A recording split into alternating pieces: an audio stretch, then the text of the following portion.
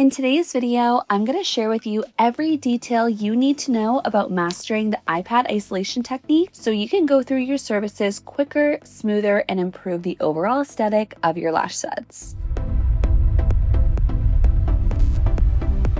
Now, before you even begin lashing, you will definitely want to cleanse not only the natural lashes, but also the entire upper eye area. The reason why is because this technique will not work if there's oils and makeup present on the eyelid. But not just any cleanser will work. It needs to be oil-free and residue-free, which is exactly why I always grab our foam or Sensi Bath cleanser. So I'm just going to go ahead and apply one pump onto the eyes, and using a fine bristled cleansing brush, I'm going to begin working in circular and downward motions on the natural lashes. I do this for every service, by the way, whether it's a fill or a full set, to help me get that magnetic light connection between the extension and the natural lash. Once I'm done cleansing the lashes, I'm now going to move up towards the eyelid and repeat the same motions to remove oil, makeup, and debris from the skin. And I find that I do this for about 30 seconds to a minute or until all of the bubbles have disappeared. Now I'm going to apply a cloth on the side of my client's face and tilt their head to the side so that when I rinse, I'm rinsing the cleanser off of the eyes and straight onto the face cloth so that there's no shampoo left on the skin or on the lash line. Now the skin and lashes are super clean, and just like the foam cleanser, the eye pads you choose are super important for making this technique successful. If you use cheap, non-sticky eye pads, this technique is just not going to work. You need an eye pad with the perfect amount of sticky enough that they are able to pull and keep all of the lashes up, but not too sticky where when you remove the eye pads, it's ripping lash extensions out. Our standard gel eye pads are literally my holy grail for this technique because they have that perfect amount of stickiness. I've used these for years and years and they have never done me wrong. They've got me through every single lash service. Where you place your eye pad is also super important. If you place the eye pads too close to the tips, you will notice that almost all of those natural lashes will poke out, and we're just trying to isolate the bottom layer. Some artists prefer to apply the eye pad super close to the base like this, but in my personal experience, I find it pulls the lashes up so high that it can be tricky to see what I'm doing. And for me, that just makes lashing the bottom layer just a little bit more tricky. So what I personally find works best is when I meet somewhere in the middle. So as I wiggle my iPad underneath these natural lashes, I'm looking for this part, the bottom of the iPad, to meet in the middle of the natural lash. Once I'm happy with where the iPads are placed, I'm going to begin pulling the natural lashes back towards me. Okay, now just take a look at this. When I pull back, do you see how it opens the eyes up? We definitely don't want the eyes to be pulled open like this while we lash because, of course,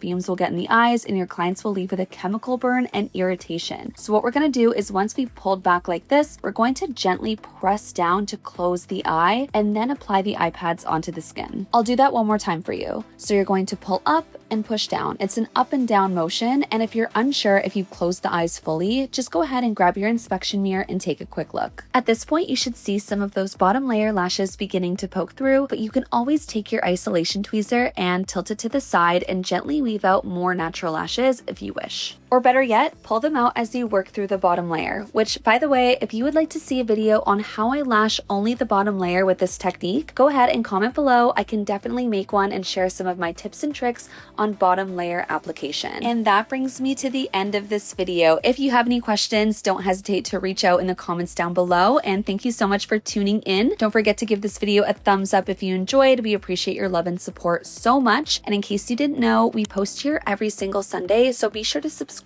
so you don't miss out on the next tutorial. Bye for now.